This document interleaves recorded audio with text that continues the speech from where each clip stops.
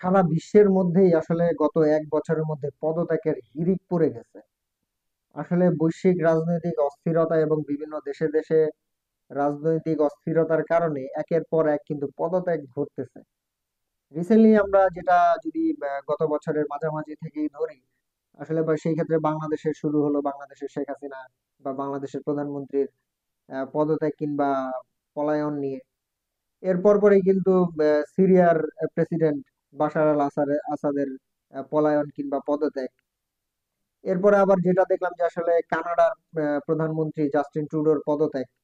মানে তিনি এখনো ক্ষমতায় বহাল আছেন জাস্টিন ট্রুডো, কিন্তু তিনি ঘোষণা দিয়ে দিয়েছেন যাতে মার্চ পর্যন্ত থাকবেন, কারণ এর মধ্যে নির্বাচন হবে।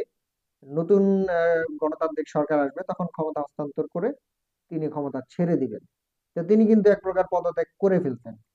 এখন আবার যেটা দেখতেছি যে আসলে সার্বিয়ার প্রধানমন্ত্রীর পদত্যাগ, এবং বলা হচ্ছে যে আহ, সার্বিয়ার একটি রেল স্টেশনের একটি ভবন ধসে যায়, যেটার দুর্নীতির দায়ে সেখানকার প্রধানমন্ত্রী যে মিলোস আছেন তিনি পদত্যাগ করছেন। এবং খবরের সংবাদ মাধ্যমে আমরা যেটা জানতে পারি, বলা হচ্ছিল যে রেল স্টেশনে একটি ভবন হচ্ছে ধসে যায় 2024 সালের দিকে।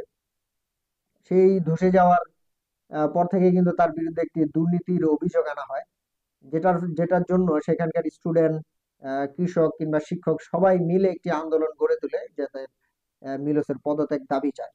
তো সেটার দায়ভার নিয়ে এবং এই দুর্নীতির দায়ভার নিয়ে কিন্তু মিলোস পদত্যাগ করেছেন, অর্থাৎ সার্বিয়ার প্রধানমন্ত্রী কিন্তু পদত্যাগ করে ফেলছেন। আসলে বিশ্বের রাজনীতিগুলো আসলে কোথায় দিয়ে কোন দিকে যাচ্ছে আসলে এটা খুবই বলা মুশকিল। একের পর এক উন্নত দেশের প্রধানমন্ত্রীগুলো পদত্যাগ কিংবা রাষ্ট্রপতিগুলোর পলায়ন, বাংলাদেশের প্রধানমন্ত্রীর পলায়ন। এরপরে আমরা যেটা দেখলাম যে আসলে দক্ষিণ কোরিয়াতেও কিন্তু রাজনৈতিক অস্থিরতা সেখানে চলছে। চীনের মধ্যেও রাজনৈতিক অস্থিরতা কিন্তু চলছে কিছু কিছু প্রদেশে চীনের। তো পুরা বিশ্বের মধ্যেই কিন্তু একটা প্রধানমন্ত্রীর পদত্যাগ এবং রাজনৈতিক অস্থিরতা সারা বিশ্বের মধ্যেই চলতেছে। এখন কথা হচ্ছে ভারতের মোদী সরকার আর কতদিন থাকবে। ভারতেও কিন্তু আসলে রাজনৈতিক অস্থিরতা থেমেনি, বা ভারতেও কিন্তু রাজনৈতিক অস্থিরতা সেখানে চলতেছে। তো সেই ক্ষেত্রে মোদী সরকার আসলে কোন কতদিন টিকবে এই এই বছর, এটাই এখন দেখার বিষয়।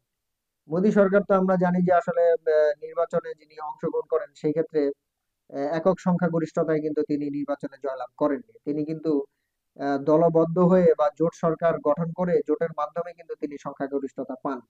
সেই ক্ষেত্রে এক প্রকার তড়ি ঘড়ি করে মানে খুব দ্রুতই কিন্তু মন্ত্রী পরিষদের কিন্তু শপথ গ্রহণ করেন এবং মন্ত্রিসভা গঠন করেন, যেটা আসলে ভারতের জন্য ভারতের ইতিহাসে একটা খুব দ্রুততম একটা কার্যক্রম সেখানে হয়েছিল।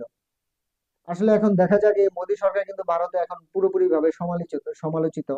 তিনি এখন কতদিন ক্ষমতায় থাকবেন এটাই এখন দেখার বিষয়। আসলে সময়ের অপেক্ষায় থাকি আমরা, কে কয়দিন ক্ষমতায় থাকে আমরা সামনে হয়তো দেখতে পাবো।